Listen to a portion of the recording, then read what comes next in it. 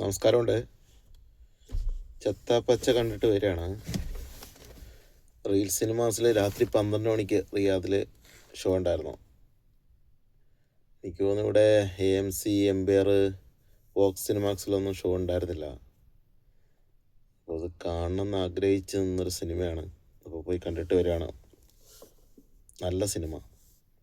ഇതൊരു റിവ്യൂ ഒന്നുമല്ല, പേഴ്സണലായിട്ടുള്ള അഭിപ്രായമാണ്. മൊത്തത്തിൽ ഒരു ഇടി വെടിക്കെട്ട് പടം നല്ല എൻ്റർടൈൻമെൻറ്റിൽ പോയി കാണണമെങ്കിൽ, ഫാമിലി ആയിട്ട് പോയി കാണണമെങ്കിൽ ടിക്കറ്റ് എടുത്ത് ധൈര്യമായിട്ട് സൂപ്പറാണ് പടം. എല്ലാം കൊണ്ടും അടിപൊളിയാണ്. നല്ല ആക്ഷൻസ്, നല്ല കൊറിയോഗ്രാഫി, നല്ല കട്ടിങ്സ്, ആർട്ട്, എക്സ്പെഷ്യലി ആക്ടേഴ്സ് ഓരോരുത്തരും അടുത്തടുത്തടുത്ത് പറയേണ്ടി വരും. അതിൽ ഏറ്റവും കൂടുതൽ ഒരു ഹാർട്ട് ടച്ചായിട്ട് വന്നൊരു കഥാപാത്രമാണ് റോസമ്മ. ആ കുട്ടിയുടെ പേരെനിക്കറിയില്ല, പക്ഷേ അതിനെ മറക്കാൻ പറ്റില്ല ഈ സിനിമ കണ്ടിറങ്ങി കഴിഞ്ഞ് കഴിഞ്ഞാൽ. അത്രയും ഫേവറേറ്റായിട്ട് നമ്മുടെ മനസ്സിൽ തങ്ങി നിൽക്കുന്നൊരു കഥാപാത്രം. എനിക്ക് തോന്നുന്നു പ്രായഭേദമന്യേ ഇഷ്ടപ്പെടും എല്ലാവർക്കും. അത്രയും മനോഹരമായിട്ട് എടുത്തു വച്ചിട്ടുണ്ട്. പിന്നെ കാമിയോ ഇപ്പം മൊത്തത്തിൽ എല്ലാവർക്കും ഇപ്പോൾ അറിയാൻ തോന്നുന്നു മമ്മൂക്കയാണ്. മമ്മൂക്കയുടെ കോസ്റ്റ്യൂംസിനെയും അതേപോലെ പുള്ളിക്കാരൻ്റെ വിഗിനൊക്കെ പറ്റി കുറേ അഭിപ്രായങ്ങൾ, നെഗറ്റീവ് അഭിപ്രായങ്ങൾ വന്നിട്ടുണ്ടായിരുന്നു. അപ്പോൾ ആ ക്യാരക്ടറിന് മാച്ചായിട്ടുള്ള കോസ്റ്റ്യൂം ആയിരിക്കില്ലേ ഡയറക്ടർ സെലക്ട് ചെയ്തിട്ടുണ്ടാവുക. അല്ലാതെ ഇപ്പം നമ്മുടെ ഇഷ്ടത്തിന് ഇപ്പം നമ്മൾ പറയുന്ന രീതിക്ക് ഇപ്പോൾ അവർ കോസ്റ്റ്യൂം ഇട്ട് അവർക്കൊരു സങ്കല്പം ഉണ്ടാവില്ല കഥാപാത്രം ഇങ്ങനെയാണ് എന്നുള്ളത്. അങ്ങനെ ആ വയസ്സ് നോക്കി കഴിഞ്ഞ് കഴിഞ്ഞാൽ കഥാപാത്രം അടിപൊളിയായിരുന്നു. വാൾട്ടർ മനോഹരമാക്കി എടുത്തിട്ടുണ്ട്. ഗസ്റ്റ് റോളിൽ വന്നത് മമ്മൂക്കയല്ല, വാൾട്ടറാണ്.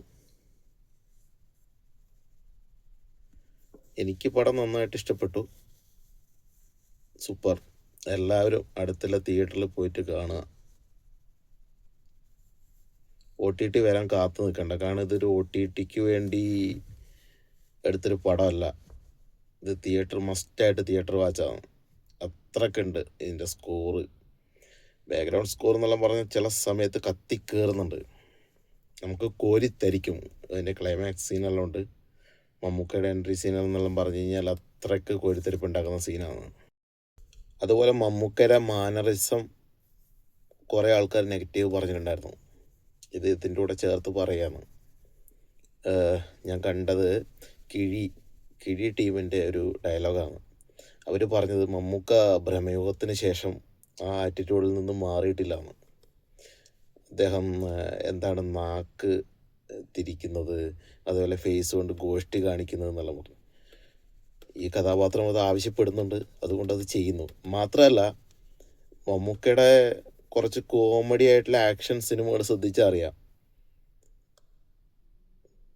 ഇപ്പം തുറുപ്പുകുലാൻ,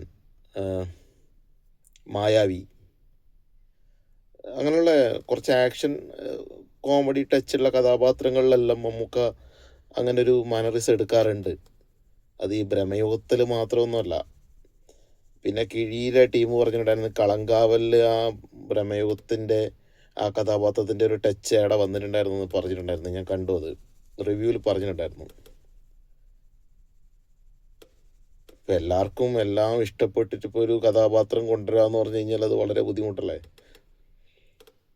ആ ഡയറക്ടർ എന്ത് വിചാരിക്കുന്നു, അല്ലെങ്കിൽ ആ കഥക്ക് അനുയോജ്യമായ കഥാപാത്രമല്ല അവിടെ വരേണ്ടത്. അപ്പം നിങ്ങൾക്ക് ഇഷ്ടംപോലെ എടുത്തു വെക്കണമെങ്കിൽ നിങ്ങൾക്കൊരു സിനിമ ചെയ്താൽ പോരെ. നിങ്ങളുടെ ഇഷ്ടത്തിന് കോസ്റ്റ്യൂം വേണം, നിങ്ങളുടെ ഇഷ്ടത്തിന് ഹെയർ സ്റ്റൈൽ വേണം, നിങ്ങളുടെ ഇഷ്ടത്തിന് ഡയലോഗ്സ് വേണം, മാനറിസം നിങ്ങൾ പറയുന്നതിനനുസരിച്ച്. അങ്ങനെ ആണെങ്കിൽ ഒരു കാര്യം ചെയ്താൽ പോരെ. ഈ പറയുന്ന കിഴി, 2 സുഹൃത്തുക്കളും അതേപോലെ കോക്കണ്ണൻ, ഇവർക്കെല്ലാം കൂടി എന്നാൽ പിന്നെ ഒരു സിനിമ എടുത്താൽ പോരെ. നിങ്ങളൊരു സിനിമ എടുത്ത് കാണിക്കുക.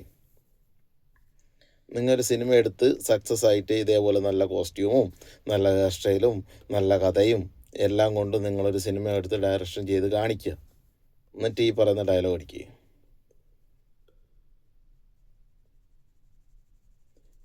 എന്തായാലും ഇപ്പോൾ അടുത്തിറങ്ങിയ ബബ്ബബേനേക്കാളും നല്ല സിനിമയാണ്.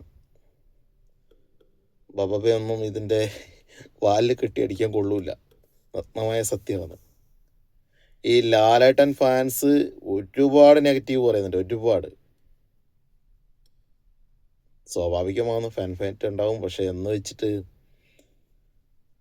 എന്തെങ്കിലും ലോജിക്കില്ല നെഗറ്റീവ്സ് പറയുന്നതിന് എന്തെങ്കിലും ലോജിക്ക് വേണ്ടേ?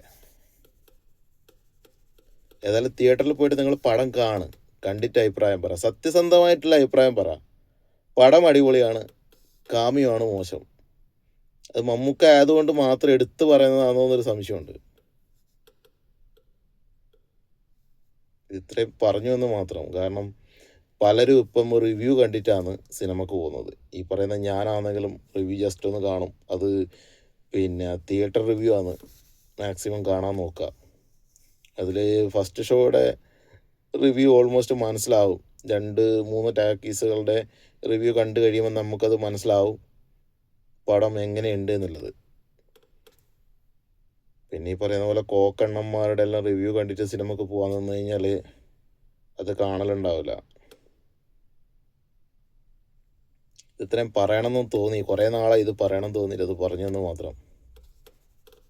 നിങ്ങളെന്നത്ര സിനിമ നമുക്ക് പഠിക്കാൻ അത്രയൊന്നും പഠിച്ചിട്ടില്ല എങ്കിലും അറിയാം. ചെറുപ്പം പോലെ സിനിമ എന്ന് പറഞ്ഞു കഴിഞ്ഞാൽ പ്രാന്തായിട്ട് നടക്കുന്നതാണ് ഞാൻ. ഒരു കാലഘട്ടത്തിൽ സിനിമക്ക് പോകുന്ന സമയത്ത് നോട്ട് ബുക്ക് എടുത്തിട്ട് പോകും. അതായത് സ്കൂളിൽ പഠിക്കുന്ന സമയത്ത് ഒരു 9, 10 പഠിക്കുന്ന സമയങ്ങളിൽ നമ്മളെ നാട്ടിലെ പാടിച്ചാൽ, ടാക്കീസ്, കാക്കഞ്ചാൽ, ചെറുപുഴ ഉള്ള നാടുകളിലെല്ലാം ചെറിയ ചെറിയ ടാക്കീസുകളുണ്ടായിരുന്നു, സിനിമ കൊട്ടകൾ. അവിടെ നമ്മൾ സിനിമക്ക് ഫാമിലി ആയിട്ട് പോകുമ്പോൾ അല്ലെങ്കിൽ പോകുന്ന സമയത്ത് ഞാനൊരു നോട്ട് ബുക്ക് എടുത്തിട്ട് പോകാറുണ്ട്. ആ സിനിമയിലെ ഡീറ്റെയിൽസ് മീൻസ് നമുക്കറിയുന്ന കാര്യങ്ങളിൽ എഴുതാൻ വേണ്ടിയിട്ട്, നിരൂപണമായിട്ടല്ല, എഴുതി വെക്കാറുണ്ടായിരുന്നു. ആ സമയം തൊട്ടേ സിനിമ എന്ന് പറഞ്ഞാൽ ഭ്രാന്തായിട്ട് നടക്കുന്ന ഒരാളാണ് ഞാൻ. അപ്പോൾ കുറേ ആയി ഇപ്പോൾ ഇങ്ങനെ നെഗറ്റീവ് ഇങ്ങനെ. നല്ല സിനിമക്കും മോശം സിനിമക്ക് പറഞ്ഞോട്ടെ, കുഴപ്പമില്ല. ഇത്രയും ഈ ചത്ത പച്ച എന്ന് പറയുന്ന സിനിമ അത്രയും എഫേർട്ട് എടുത്തിട്ട് അവർ ചെയ്തിട്ടുണ്ട്. ആക്ടേഴ്സ് ആയാലും ഡയറക്ടർ ആയാലും ക്യാമറ ആണെങ്കിലും അതിൻ്റെ ആർട്ടാണെങ്കിലും ഏത് വിഭാഗമാണെങ്കിലും അത്ര എഫേർട്ട് ഇട്ടിട്ട് അവർ ചെയ്തിട്ടുണ്ട്. പിന്നെ എന്തിനാണ് നീ കിഴിഞ്ഞ് പോയി തപ്പാൻ നിൽക്കേണ്ട ആവശ്യം?